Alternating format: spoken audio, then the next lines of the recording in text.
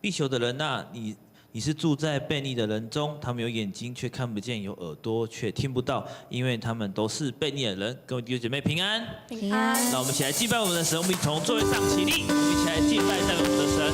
让我们一起拍手来赞美这值得被尊重的神。让我们一起来拍手来赞美他。有谁能像我们的神？有谁能像我的神？他自有拥有至圣至尊，谁能寻见他的踪迹？有谁能像我的神？他作为完全良善正直，在他里面毫无不义。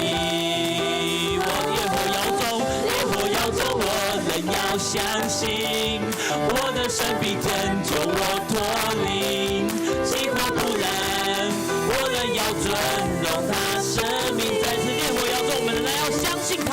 烈火要中，我仍要相信，我的神必拯救我脱离饥荒不然，我仍要尊荣他生命，尊荣他生命。让我们来更大声地赞美我们的神，因为他是配得我们赞美。我们要来尊荣他，我们要来赞美他。有谁能像我的神？有谁能像我的神？他说有就有，命令就灵，谁能抵挡他的旨意？我再次宣告，有谁能像我的神？他作为完全良善正直，在他里面毫无不义。在任何环境，我都要相信他。我仍要相信，我的神必拯救我脱离饥荒不然，我仍要尊荣他生命。再次来宣告，烈火要中，我仍要相信，我的神必拯救我脱离饥荒不然，我仍要尊荣他生命，尊荣他生命。他不休息，他爱不离不弃，爱不离不弃，在我的神永不改变，我的神永不改变，心事直到永远。再次他不休息的神，他永远都在。我的神，他不休息，他爱不离不弃。我们的神，他不改变，他的心直到永远。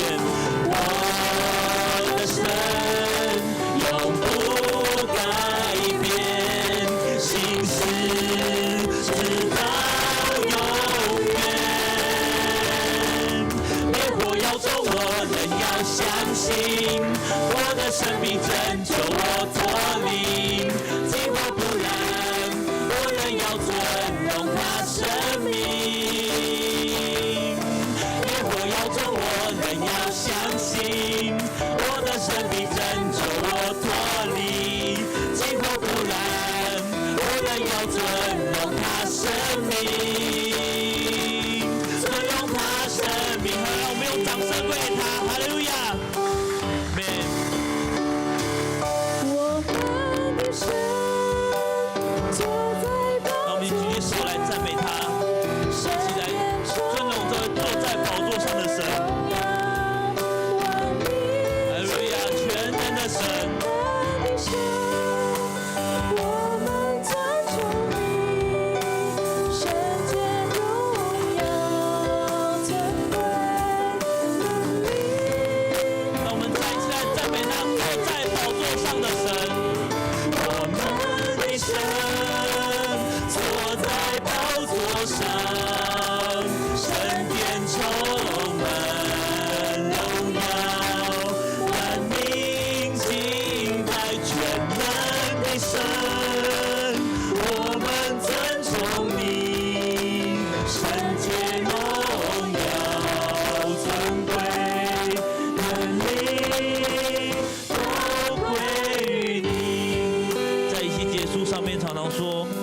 人是必朽的人，所以我们人真的要来谦卑到他面前，我们要来赞美他，我们要来尊荣他，因为他是坐在那宝座上自由永有的神。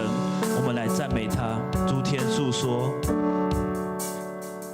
诸天述说，天父的荣耀，穹苍传扬，奇妙的作为，张开双手，万物的宝主，万空承认你是我们的神。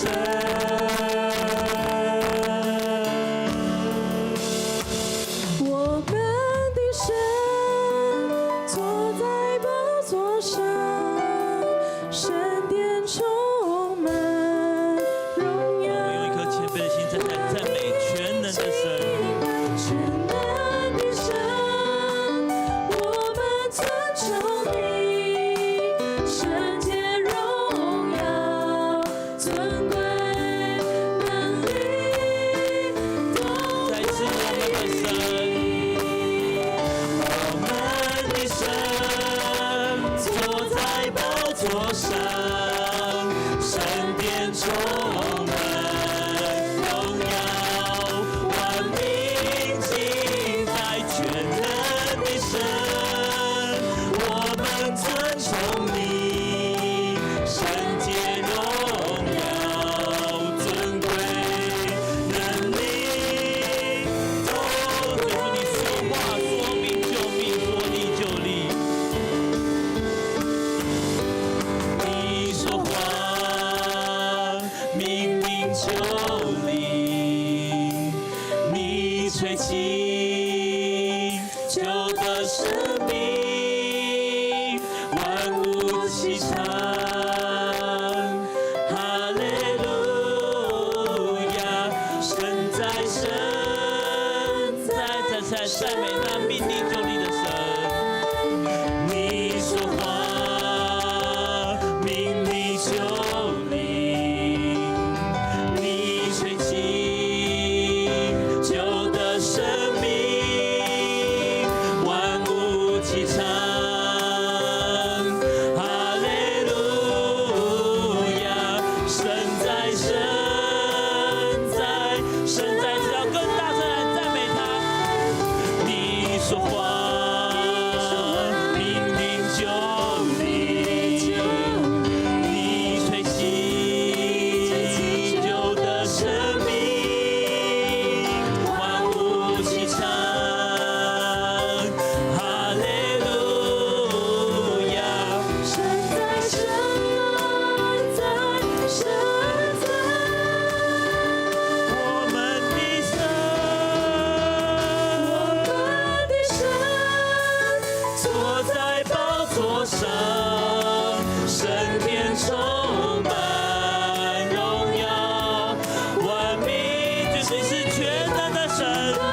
神，我们尊崇你，圣洁荣耀，尊贵再次圣洁荣耀，圣洁荣耀，尊贵再次圣洁荣耀，圣洁荣耀，尊贵能力都归于你。是的，主耶稣，圣洁、荣耀、尊贵都归给你。你是我们的主，我们要将我们的全人全心交给你。愿你的话语一直与我们同在，让我们可以一直跟随你。也求主耶稣，你开启我们的心眼，开启我们的耳朵，让我们可以时常听见你的话语，好让我们可以来跟从你。谢谢主耶稣，感谢你，我们将满心的感谢祷告奉靠圣祈求，阿门。我放下自己，来到你座前，圣灵降下平静我的心，在你爱里，天父你为我重新的生命，与自己分离，与我更靠近，相遇基督里。我把自己全然交给你，全心交给你，献上这心灵，诚实敬拜，在你同在里，负担和重担都交给你，在你脚前哭泣，跟随你心意，我愿意。主耶稣，我们愿意来跟随你的心意，跟随你的旨意向前。主耶稣，使用我们，与我们同在，感谢你。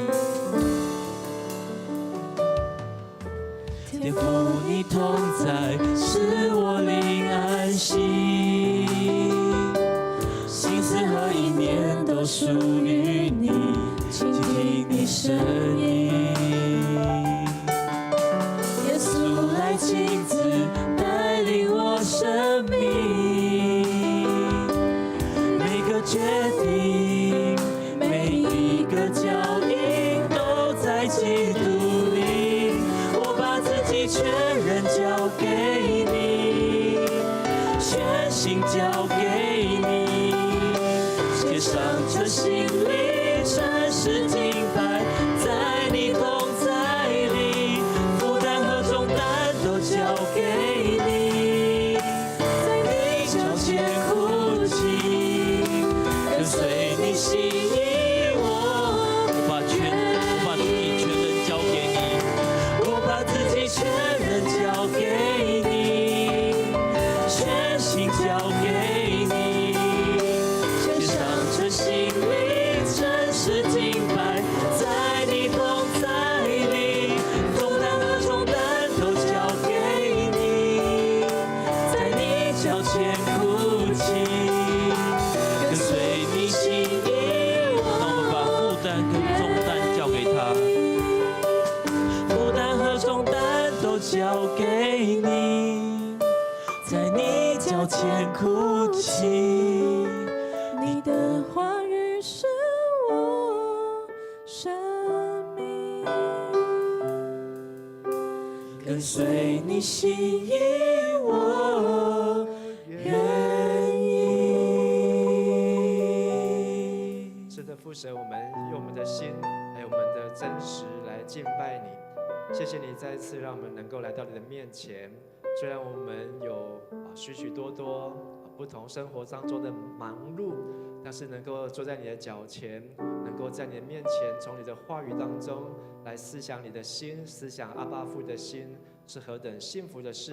也求你祝福我们今天在这里的聚集，也祝福我们每一位弟兄和姐妹，或是我们在线上参加的弟兄和姐妹。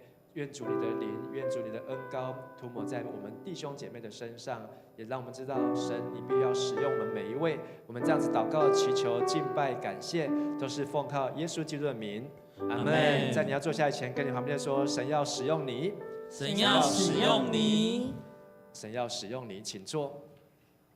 我们来读今天要读的经文。我们从9月份开始，我们就进入读以西结书哦。那以西结书有48章，好，是一本非常长的一卷圣经，但是很多人都读不完。那牧师期待呢，能够把我们所读到的圣经，能够和大家一起来分享。那今天这一段呢，以西结书呢第12章，已经是来到以西结的1/4哦，完成了一个 quarter。而这以西结书第12章呢，是先知以西结，上帝要他不能讲话，你要去传上帝的话，但是你要嘴巴闭起来。而上帝先把书卷塞到以西结的嘴巴里面去。那个书上面写的都是痛苦的话、流泪的话，但是当他放到嘴巴里面去之后，他发现上帝让这些话变成像蜜一样的甘甜。而上帝说：“你不能说，你只能够用行动。”那就搭了一个城，然后呢就躺在左边390天。然后躺在右边40天，而在这么长1年多的时间当中呢，大家都搞不懂他在做什么。今天以西结呢，在12章，那他要用另外一个行动句，我们一起来读这一段的经节。第1节，好，请。耶和华的话又临到我说：人子啊，你住在悖逆的家中，他们有眼睛看不见，有耳朵听不见，因为他们是悖逆之家。所以人子啊，你要预备掳去使用的物件，在白日当他们眼前，从你所住的地方移到别处去。他们虽是悖逆之家，或者可以揣摩思想。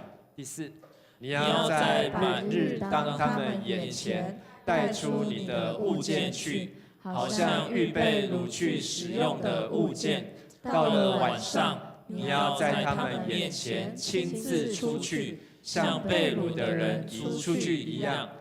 你要在他们眼前挖通了墙，从其中将物件带出去。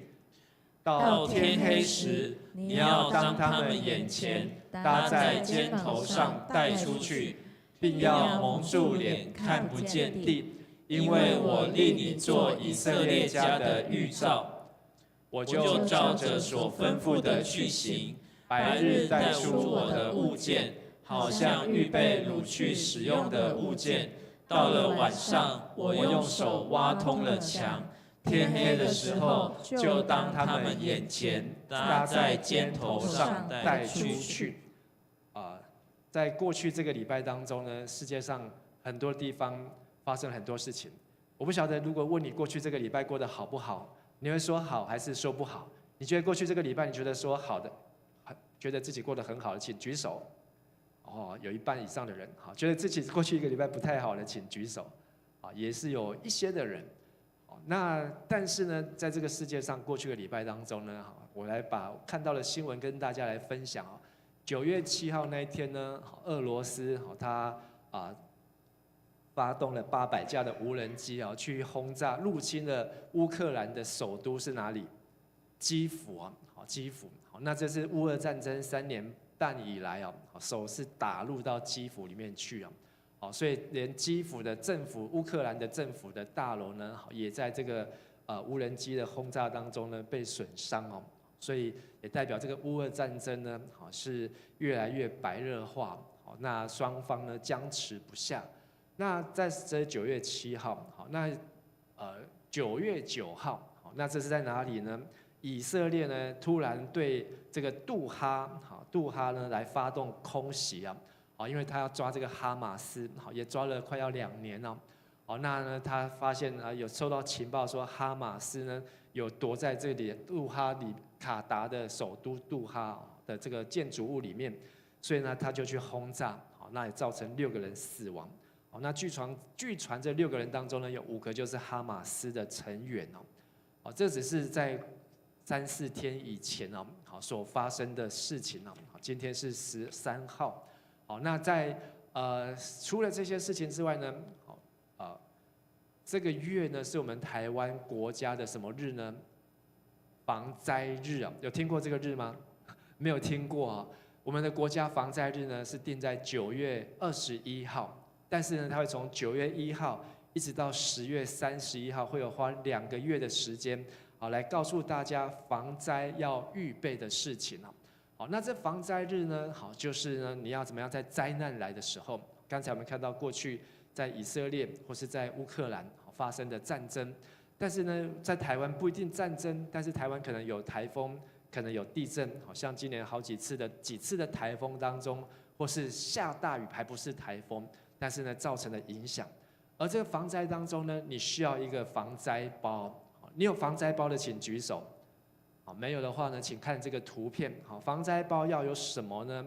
防灾包呢，就是要你在灾难当中紧急的时候、避难的时候所需要的，包括水干粮你的证件、银本你的急用药品紧急照明、防寒衣物，或是收音机，或是有一些现金或是零钱那这个还有防疫物品可能这个是在疫情当中但是呢，这个防灾包也可以买得到。这一套求生避难包，在网络上卖多少钱呢？2480块但是你自己准备要不要花这么多钱？不用花这么多钱哈，因为里面有什么东西呢？知道这个是什么东西吗？左上角，羽毛衣、救生毯。哎呀，太棒了！对，它也叫做太空衣啊。好，它就是用锡箔、铝箔去做的这个很薄的一张这个救生毯，它可以让你在万一下雨的时候，或是天气冷的时候，你没有带外套，可是你只要包在身上，你的这个热气就不会散发掉，就可以把你的热气锁在这个太空衣里面当中啊。好，那这个是什么用呢？这个圆圆的那一个，这个是一个起火的，像火种一样啊。好，你只要带着打火机，就可以很快的起火。好，所以这个通常呢，又是野外求生当中会用到。好，那还有刀子也很重要，好，水瓶也很重要。好，你需要有水，好，水瓶。好，那还有这个呢？这个是手电筒。好，那这手电筒有的还有其他的开罐器的功能。还有低音哨，好，不是那个一般的哨子，因为低音呢可以把声音这样传得比较远，对，虽然没有很尖锐，可它可以传得比较远。好，万一是地震，万一是大楼倒塌的时候，你在这个废墟瓦砾当中，你身上有低音哨，你就不用一直喊啊救命啊救命啊救我啊，喊到喉咙都破了还不一定人家听得到，你只要用吹低音哨，那安静的时候呢就可以听到。好，那还有这个盐巴，好盐好就是维持身上的盐分啊，不要脱水。开罐器啊，好，那还有这个是防水袋，好防水袋。好，那这个救生避难包呢，好2480块，好，但是呢，如果你自己有准备的话呢，好，其实就可以省下这些钱。好，那这些避难救生包做什么用？放在哪里？就是要放在你的。如果门口好，就是住家的门口啊，好，或是你的房间啊，或是呢你经常进出的地方，可以放在机车里面或是汽车里面，啊，有时候灾难来的时候，好，你可能你到机车到汽车的距离呢，好，可能都已经有一段距离啊，好，甚至呢在网络上还有汤匙，还有不同的多功能的急救避难包。有的是强调呢，还有什么要罗盘啊？有的是强调呢要医护啊，甚至连铁锤啊，都要带着。今天牧师也有带我的这个避难救生包。其实呢，这是我今天下午才准备的，要看一下里面有什么呢？好，里面有 M&M 巧克力，对，对，因为巧克力可以增加热量，因为我觉得上面呢可能太少。里面再还有这个维他命 C， 然后呢还有这个永固力，好，就是呢这个吃了让你有体力啊，好，你只要用这个药丸吃了呢就有体力。然后呢很重要的就是刚才讲那个太空衣，收起来这么小一件，你不用带外套，好，你只要带一件这个就可以带在身上，零钱。那我觉得很重要的就是要有行动电源。那行动电源还有这个充电线，这样呢，你的手机好，万一呢还可以有讯号的时候呢，就可以继续用着。那还有水也很重要，好，其实这样装起来呢，要不要2480块？不用，但是这些东西呢，好，你可以把它带着，好，然后就放在你的房间门口，好，万一地震，好，万一战争，好，万一有发生什么事情的时候呢，好，拿了就可以跑了。你可能就可以有这一包呢。就可以活多久？应该可以活3天吧。但是今天我现在把它背着，要再把它背着。为什么要把它背着呢？等一下我会告诉你。以西结书先知以西结呢，他就背着这个急难包，背多久呢？我也不知道他背多久。但是上帝要他背这个急难包，以西结他不能够讲道，我还可以拿麦克风讲道。但是先知以西结呢，他是刚才我们读的经文，上帝要他背着这个，让大家去看到底他在搞什么。这个人他是祭司的儿子，他们被掳到巴比伦，从耶路撒冷已经被巴比伦的军队掳到2000多公里外面的巴比伦，在那边不能回家。可是有人认为说，我们很快就可以回去；有人说我们回不去。但是就有一些人告诉他，不用担心，我们很快就可以回去，很快就可以回去。但是上帝让先知以西结看到异象，而这个异象呢，是要让这一群人知道说，事情没有他们所想象那么简单。以西结一开始就说，这是一卷上帝告诉他说看得懂又看不懂的书。你有没有看过哪一本书是看得懂又看不懂？对很多人来讲，可能就是他的英文课本啊，A B C D 好到 Z 好，字母每个都看得懂，可是这些字呢，好排列组合在一起呢就看不懂。对有一些人来讲啊，就是数学啊，好这个数学每个数字都看得懂，每个符号都看得懂，可是当它组在一起的时候又看不懂。先知以西结书呢，也像是一本看得懂，这个是讲中文字，而且他对着他们是对他同胞来讲，可是这个以西结书的内容呢，却是他们听不懂。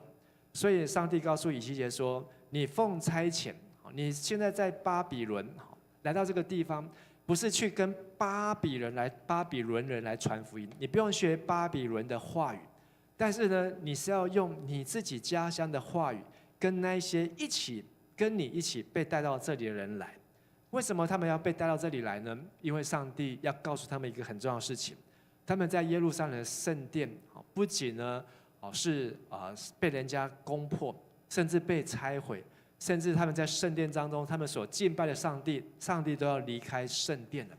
所以这个先知以西结呢，他却成为一个没有工作可以做的祭司，因为祭司的工作就是在圣殿当中。就好像如果我们今天没有教会、没有教堂，那牧师还真的不知道要在哪个地方跟大家来讲道，要找大家来什么地方聚会。我们可能要在 Seven 或是我们可能要在麦当劳，在他的这个统领百货的楼下，在那边来聚会。而因为上帝的荣耀要离开，为什么上帝的荣耀要离开呢？因为这一群人过去的几百年来，他们在上帝面前所做的恶呢，让上帝容忍不下去。所以上帝决定把他的荣耀带离开这个圣殿，接着就让这个圣殿被人家拆个精光，甚至还一把火烧掉，甚至呢还说没有一个石头是叠在另外一个石头上面。透过这样子呢，还要让以色列人这群以色列的百姓痛定思痛。所以我列了几件事情，他们为什么得罪上帝呢？第一件就是他们眼睛看不到，耳朵听不到。刚才我们所读到的第2节，我们一起来读：必朽的人啊，你是住在悖逆的人中，他们有眼睛却看不见，有耳朵却听不到，因为他们都是悖逆的人。你每天的眼睛都拿来看什么？看手机，看你每一天生活的世界。你的耳朵都拿来听什么？听你想听的，听音乐，听你喜欢听的这个影片，或是听你想要听的人的声音。可是呢，有一些呢，你不想看到的，你也可以视而不见；你不想听的，也可以假装听不见。上帝说，这一群人呢是悖逆的人，悖逆的人呢就是无心顽梗，在上帝的面前呢，是完全不理上帝的，完全不理神的。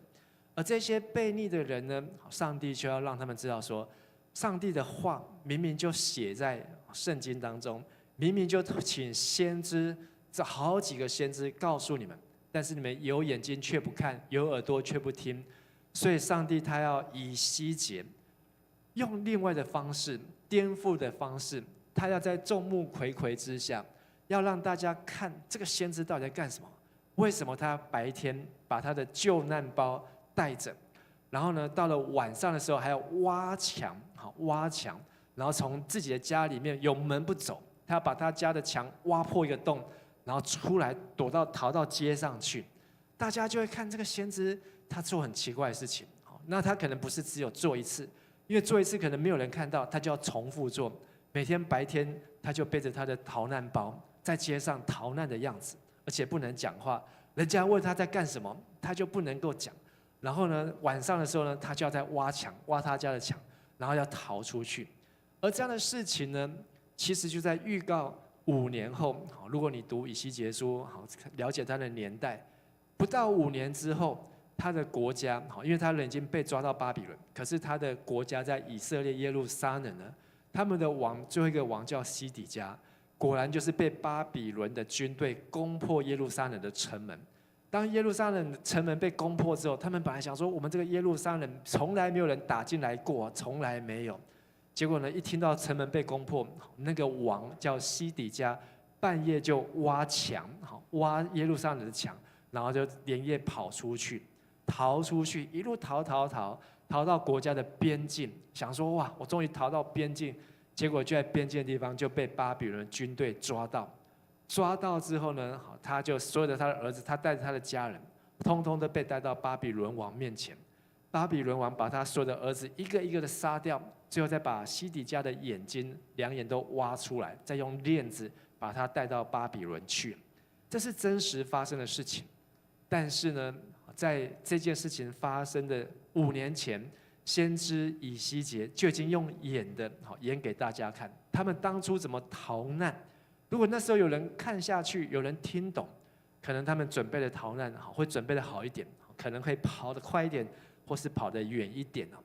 第二个呢，以色列人让上帝得罪上帝的，就是喜爱什么假信息，不爱什么真道理啊。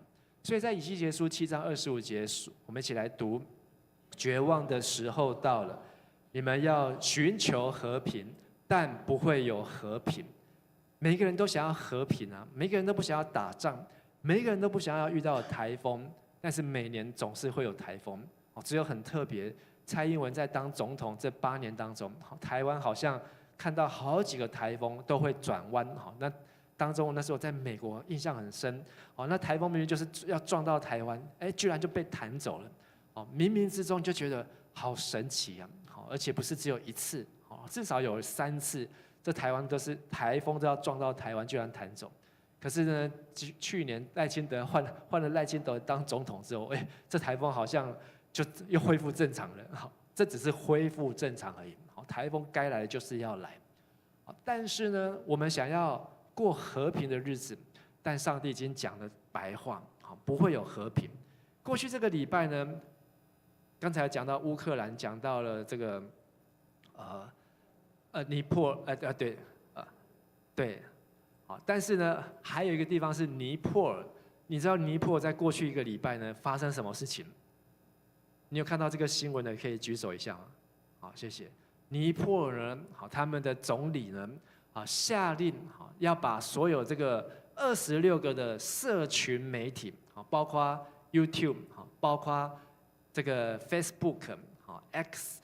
包括呢有26个社群媒体呢，通通要把它禁掉。为什么呢？他发现呢，他们的国家的年轻人呢用的太多了，而且会资讯太多了，传得太快。所以尼泊尔的总理呢，他就异想天开，因为呢他跟中国的关系很好。但是呢这个总理呢，跟中国关系一带一路，贪了很多的贪腐的现象，所以已经让百姓很不满。这百姓就透过这些社群平台呢，就把这样的事情、丑闻呢传出去。所以政府就想到一招，我就把你全部都禁掉。就好像你在中国可不可以用 Line， 可不可以在中国可不可以看 YouTube？ 没有办法，除非你可以翻墙。尼泊尔也想要学这一套，结果这一套呢，他们一下令之后，所有的百姓就这样开始抗议，不到48个小时啊，破纪录。不到48个小时，他们的总理呢就从他们的总统府里面呢逃走了，然后这就宣布这个政权就这样倒了，然后就找了一个年轻的法官，而且这个法官还是个网红，他很会用这些社群媒体，就是变成现在尼泊尔临时的总理，就在这个礼拜发生的9月5号，上个礼拜9月5号才发生的，你能够想象吗？才48个小时，所以在这个世界上，讯息、资讯、社群媒体，它在流传的速度非常的快啊。还有很多照片，但是我没有放很多，因为我今天要讲快一点。我们等一下还有一个这个很重要的事情要来做，所以很多人呢只喜爱假讯息。先知以西结就要说，应该要说真话的是谁呢？是先知，是祭司，是长老。而这些可以对人民有帮助的是君王，是领袖，要好好的照顾人民。可是呢，他们却活在自己所营造的这个象牙塔里面，而且呢，活在谎言当中。也要叫所有的百姓跟他们一起活在谎言当中。谁敢说真话，我就断了他的讯息，我就断了他的媒体。但是呢，我们看到今天，这个是以西结书，但是到今天，连尼泊尔这个国家，你都没有办法可能去限制人民言论的自由啊！所以我们应该要从这些的讯息当中，很多的真真假假，而你要怎么样去找到真的讯息，是真实的，这非常的重要。第三个，以色列人呢，让上帝愤怒的原因就是明知山有虎，偏向虎山行。什么意思呢？就是他们明明知道做这个事情会得罪上帝，他们去拜偶像，去拜其他的神明，会惹神愤怒，但是他们还是为了满足自己的欲望，去越走这个危险的路。明明就是去讹诈穷人，或是去剥削穷人，做诈骗集团，是很没有良心的事情。人家就是急着要用钱，才要去想要办法去借钱。结果你在人家最急着借钱的时候呢，你就去想诈骗他的钱，是不是很没有良心？人家他就是失恋了、失婚了，被女朋友抛弃了、兵变了，结果呢，他才去这个交友的软体，想要找一位女朋友，就在交友软体上面就诈骗他，把他欺骗他的感情。这样的人是不是很缺德呢？但是呢，这一些明明知道不该做的事情，却偏偏有人要去做。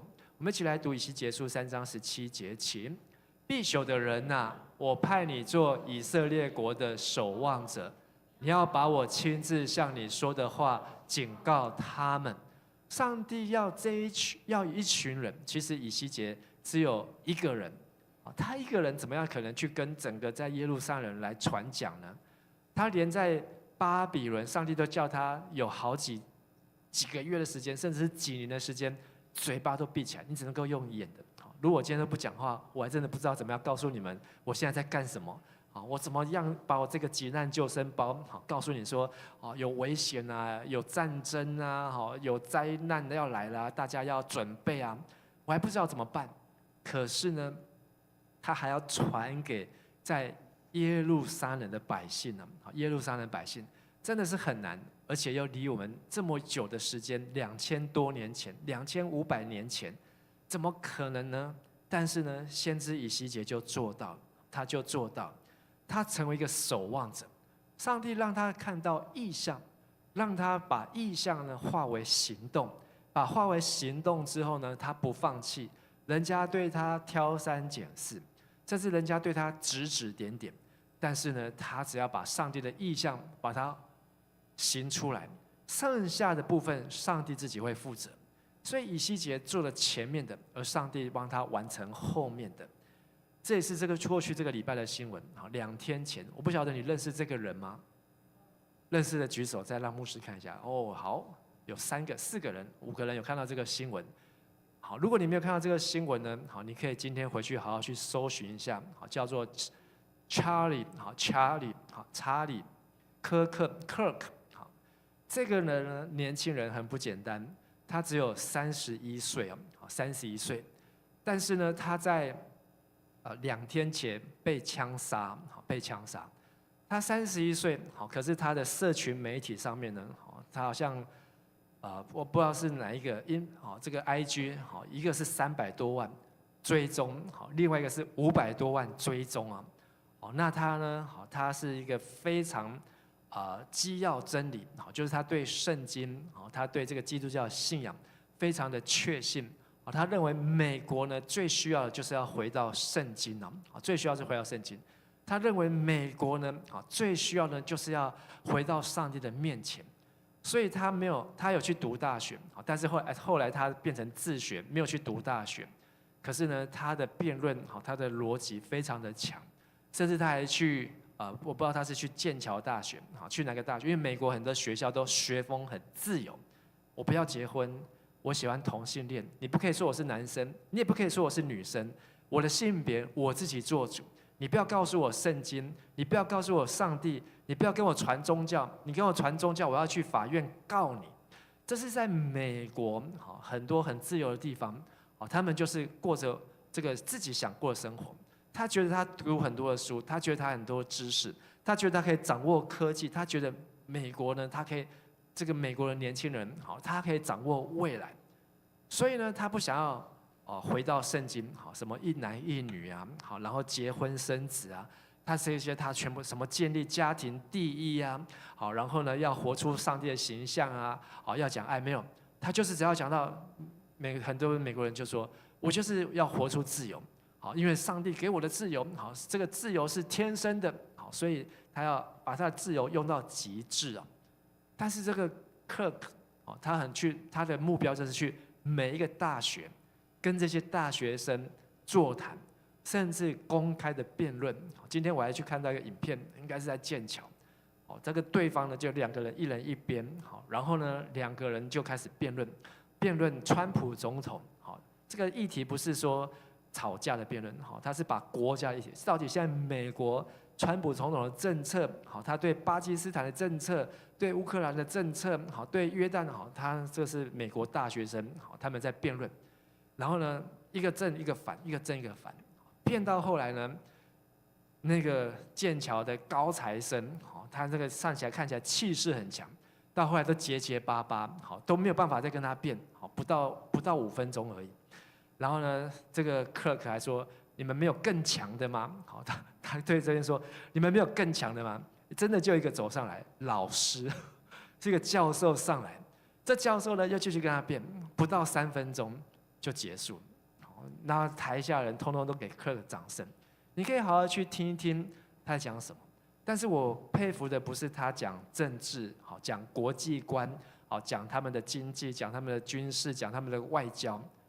你可以看他讲圣经，他讲生命记，他讲民数记，他讲几章几节，他把上帝的圣经完全没有搞，完全没有搞，然后就拿出来跟人家分享。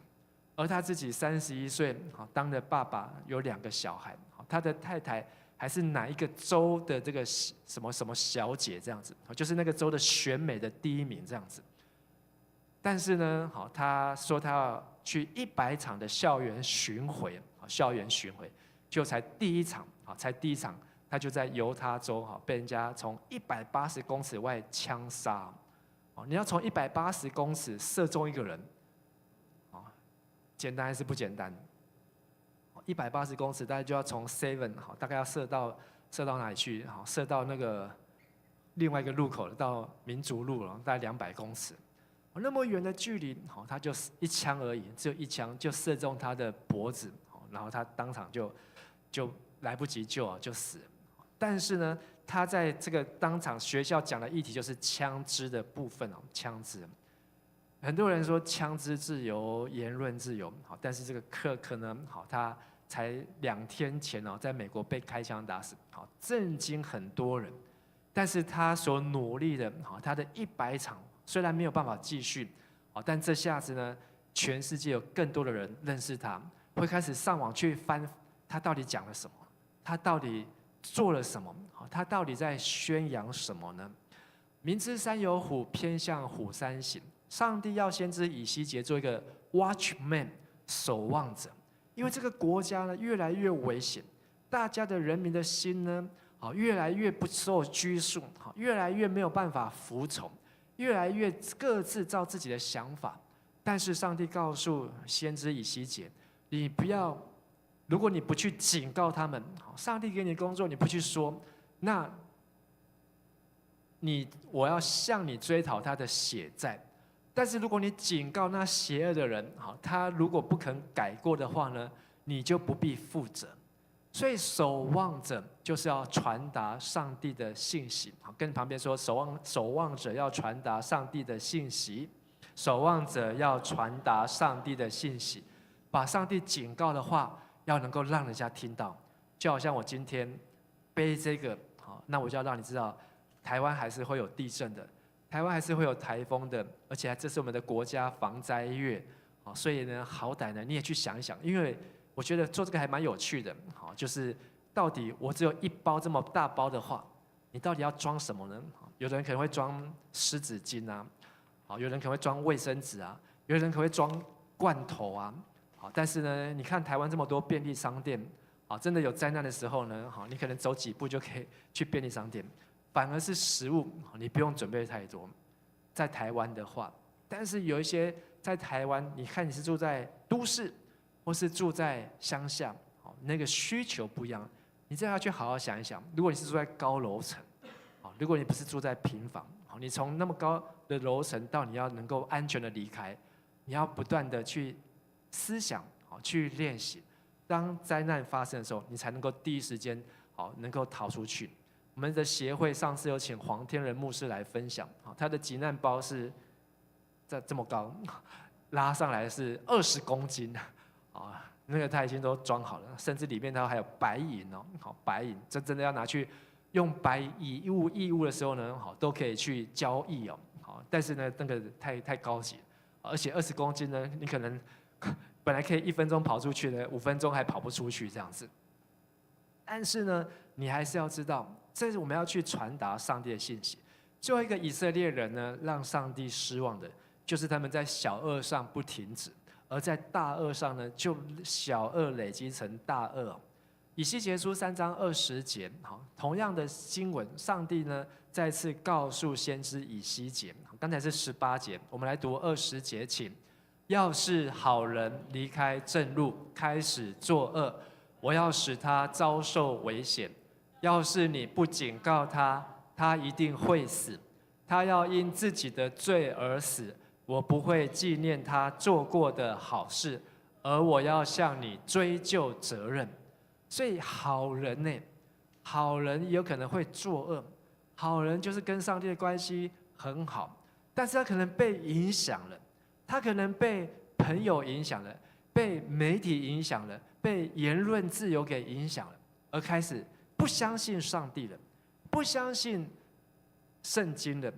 不相信上帝在掌管的时候呢，他就世俗化，英文叫 secular， 他就跟着这个世界一样，过着跟世人一样生活。我就是我，我就是全世界，没有人能够决定我的将来，只有我自己决定。所以你不要告诉我应该怎么做，我想做的时候我就会做，我不想做的时候你不要逼我，你再逼我，我就离开，因为我可以自己想办法活下去，我可以想办法在这个世界上生存。但是呢，这样的想法让很多人陷入在危险的当中，失去了远离上帝的心意。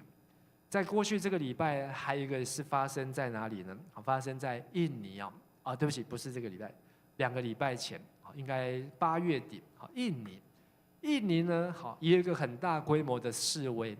这个示威是他们的国会，他们国会呢跟尼泊尔一样，真的是烂到不行，就是他们大家都是为了想要贪发财透过建设选上了立委选上了国会议员然后呢他就可以去决定法案这些法案都是自肥的法案，让他的自家的企业让他们自家的生意越来越好，然后剥削穷人所以呢，这个印尼呢，他们就抗议国会他们自己的丰厚津贴跟特权，所以呢，他们就去抗争，然后就跟国会就对杠起来。